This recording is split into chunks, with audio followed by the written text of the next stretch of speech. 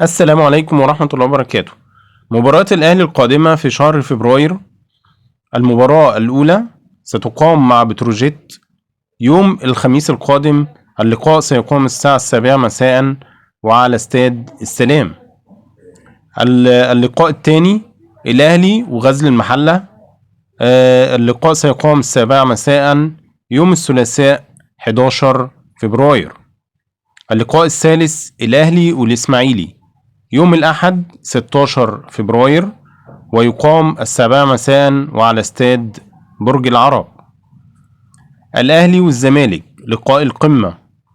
اللقاء سيقام على استاد القاهرة يوم 22 فبراير الساعة 7 مساء. آخر لقاء في شهر فبراير هيكون مع حرس الحدود. اللقاء سيكون 26 فبراير ويقام على استاد برج العرب. إحصائيات الدوري العام في الجولة 11. إمام عاشور تساوى مع ناصر منسي في ترتيب هدافي دوري نايل سبورت برصيد 6 أهداف. فاركو لم يخسر من غزل المحلة في الدوري، 5 مواجهات، 2 فوز 3 تعادل. حرس الحدود حصل على 9 نقاط في آخر 3 جولات ضد الغزل ومودرن والجونة، وجميعها انتهت بالفوز 1-0. طلائع الجيش لم يخسر من الإسماعيلي منذ 2020 في الدوري، 9 مباريات، 5 فوز و4 تعادل.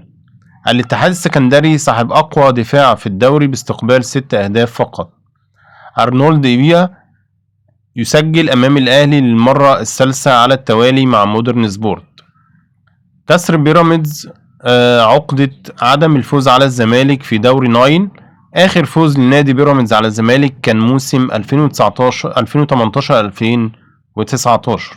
أخيرا تصريحات هشام حنفي نجم الأهلي السابق على استاد المحور، بيقول الأهلي كالعادة يلعب على المكسب في كل مباراة، وفقد النقاط سيكون صعبا على الأهلي لأن بيراميدز يلعب بدون ضغوط. جراديشار تحركاته جيدة في الملعب وستتأقلم مع الوقت في الأهلي، وطالب إمام عاشور بزيادة التركيز في الملعب وسيصبح أفضل لاعب في مصر. إمام عاشور لا غنى عنه في فريق الأهلي ويعتمد كولر عليه بشكل أساسي، والأهلي لا يعتمد على النجم الأوحد.